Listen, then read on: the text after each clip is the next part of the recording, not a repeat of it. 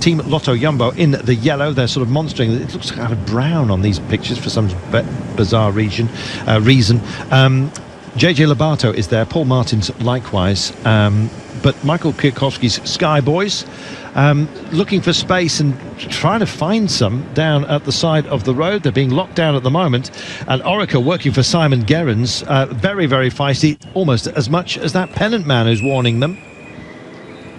Gosh, they're being brave, the pennant boys, and it's staying nice and safe. Watch that waspy curbing here.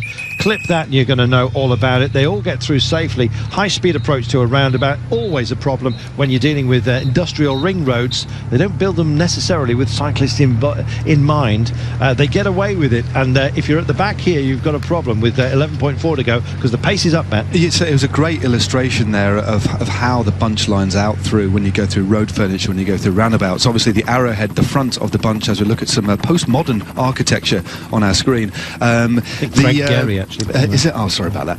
No, the riders who approach the roundabout first obviously will hardly need to touch their brakes, maybe a little bit of feathering, but obviously behind the riders there's not so much whiplash. They basically have to slow down. Meanwhile, the front of the bunch is moving at far greater speed, and then the riders at the back have to try and accelerate, and to actually move up from that point is very, very difficult indeed, because the riders near the back then have to move faster than the riders at the front, which is very, very difficult indeed. Movistar in mobbing mode, why not? And they could clean up today for Valverde. I think he's going to have his work cut out. Matt's gone for Ben Swift from UAE Emirates, Team Emirates, and they've been moderately quiet today, and that bodes well. In fact, they just show their red helmets as they start to make their move. So Ben Swift is on a move right now with 10.6 to go. Suddenly they come back out to a more favourable highway that allows a bit more space. Michael Dahlgren may well have to do it solo today for Astana Pro. They'll be looking after Luis Leon Sanchez and Jakob Fuglsang for the overall. In fact, the pale blue boys do come to the fore. Not that pale, is it, though?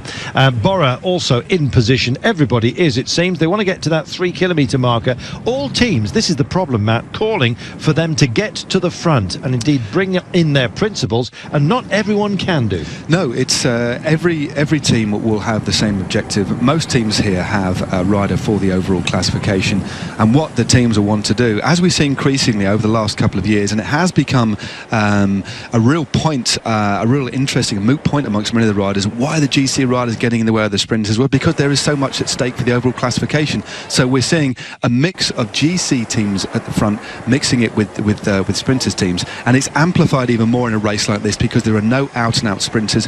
All you have is teams where the punchers are trying to move their riders to the front, and also everybody with exactly the same set of instructions to make sure they protect their team leaders. That's why we've got this rather stressful multi-faceted arrowhead formation at the front of the bunch at the moment. Stressful times as we head into the last 9k. Yep, just under that now as we come by some of the public parks. That roundabout apparently won a most verdant and well-tended roundabout in the locale last year. It's very well. There's a little lake on there as well. Yeah, Pond, sorry, it's hardly a lake. It's a pond exactly. With a little piece of architecture on there as some well. azaleas there. I mean, there's something for everybody on that statue.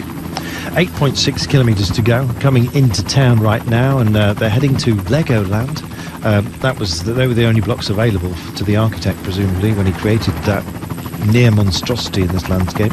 But anyway, that horse, that I've got is quite high. There is Bahrain doing a nice approach. Let's put it that way. This is for Gregor Boller. It's also to look after Jon Izagirre, the arrival from Spain, who's come back home, essentially. They're mustering everywhere, and Francis de Geert not to be outdone as well. They want to keep Rudy Mollard where he needs to. Vaugrenard as well could turn a wheel or two, but I don't think in this company. Team Sunweb, Michael Matthews, I hope they haven't done all that work throughout the day for nothing. Yes, we'll see. Those Leylandi are enormous. 7.9 kilometres. Somebody's going to reach for the sky today. Who's it going to be? I guess when you look down there, it could be just about anybody. There's probably 10 different riders who believe they've got a great chance today. No real sprint favourite. If you, I suppose you might want to elevate Ben Swift and Michael Matthews out of the pack, and that's precisely what they're all trying to do. Schwarzman boys are working well. Manny Bookman just helping, and he'll be the last man lead out, I think, for Schwarzman as we head into town. 7.5 to go. big approach pace right now, and a reassembly of Sunweb with their black stripes down their white jerseys here, as you can see, and also joining the fray, Richese for quick-step floors. He's going to be their quick choice. I think he's going to go solo. It's Eros Kopecky that's saying, come on, get on my back wheel, and he drifts into position beautifully.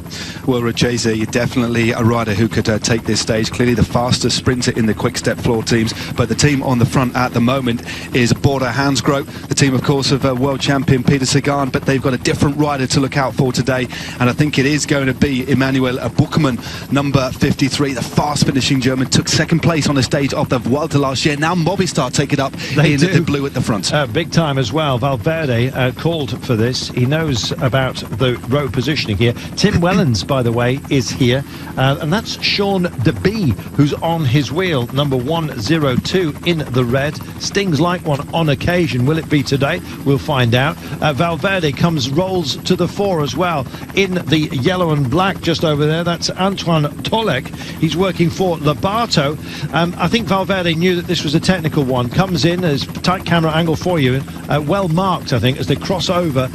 Uses the road very, very well indeed to gain position. 6 kilometres to go. It looks like plenty of solo riders up front, but notably Valverde, and he can time trial at power from a distance such as this, but stays within the pack for the time being. Doesn't want to press the go button just yet. We'll hear them at a very close look at the road book. Wow. Had studied them out. This is this technical section that's gravelly on the right hand side. The rider in first position at the moment from Australia and the Bora team is Jay McCarthy. On his wheel is Alejandro Valverde. I think for Valverde it's all about keeping himself out of trouble.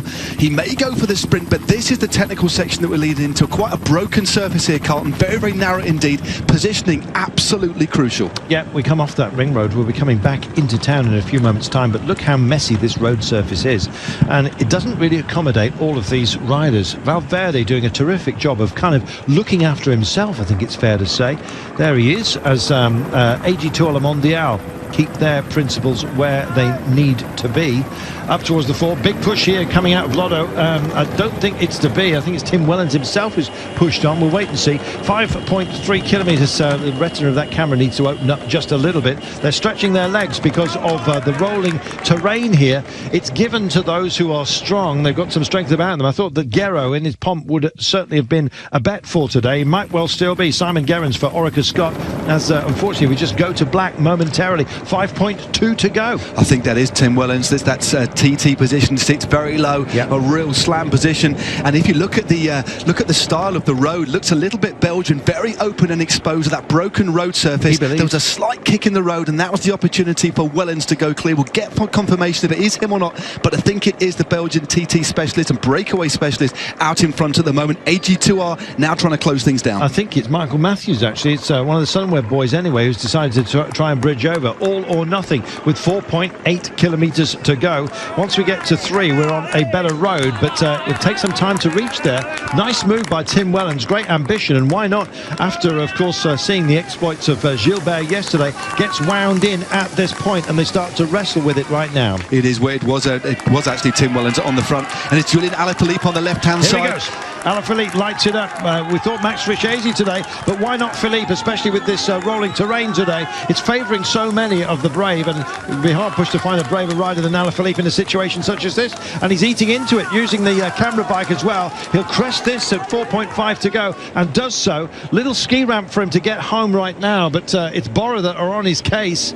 I don't think that's Schwartzman who's by me. I think it's Jay McCarthy who's trying to wind it in, but 4.4 kilometres to go. We'll find out. Well, that was a real good attack by Alaphilippe. It was Yoann Bagot of Team Sunweb trying to keep that high tempo, but the little Frenchman now, Alaphilippe's had a great year so far. Has opened up a nice gap here. It drops down for a bit, then the last 3k flat all the way to the line. But remember, that finish very, very technical, will suit one rider on their own far more than the group behind, which in fact Cotton has started to fracture over the top of that very difficult little climb. About 20 chasers at the moment, and then there's a gap to everybody else as we go through Bodotain.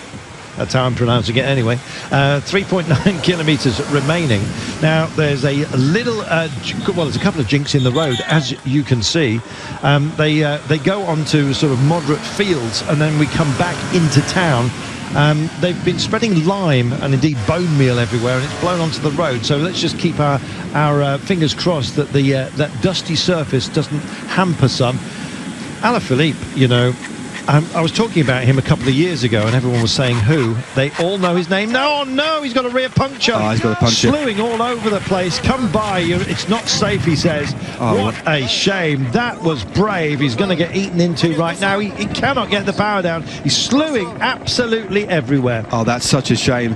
He'll get, it's just, thankfully for him, it's happened within the last 3 kilometres, so whatever happens, he will get the same time as the peloton. Desperate times for the Frenchman. What an unfortunate set of circumstances. Such a shame. Yeah, he bangs the bar and orders a beer. That's all he can do at the moment, I'm afraid. Oh, what a shame. You can see the power he's getting in. This is not theatrics. This is huge disappointment, and they sail by, and it's Valverde who gives that pirate's grin. And when he's in this kind of mood, you imagine him with a knife between his teeth.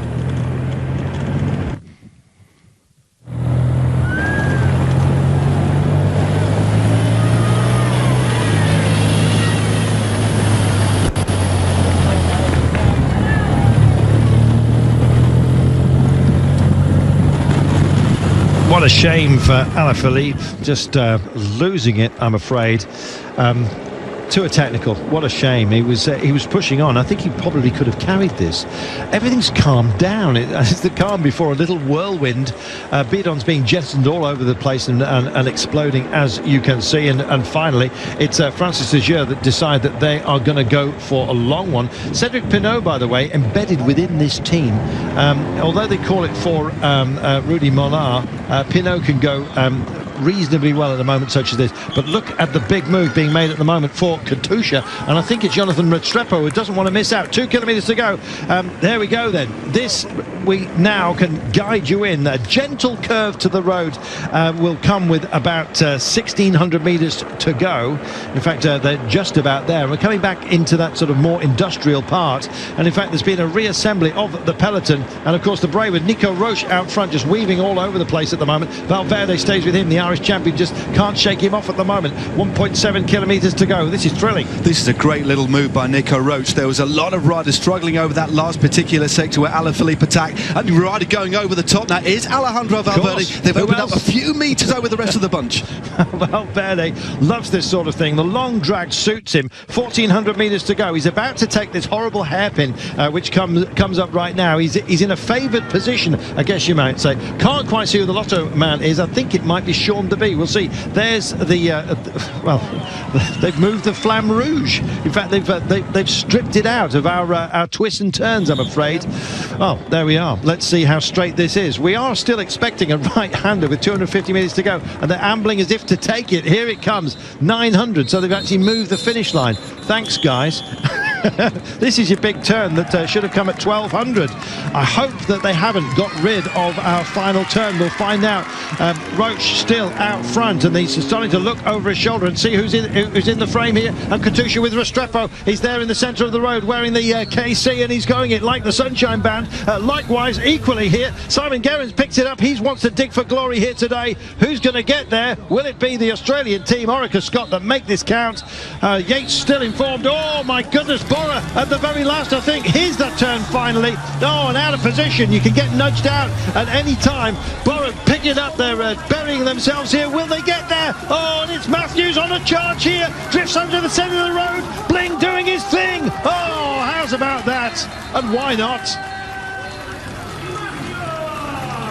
Well, they've moved a few of the finishing lines all over the place, but in the end, the man who timed it to perfection, Michael Matthews, head and shoulders, I think it's fair to say. He probably uses a different kind of shampoo. His smile was broad, his tan is deep.